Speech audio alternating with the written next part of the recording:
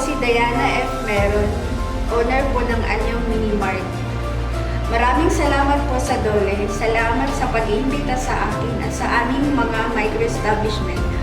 Malaking tulong po ang ganitong oryentasyon para po malaman namin ang mga bagay-bagay o di kaya'y batas na dapat namin sundin para po maging compliant ika nga nila.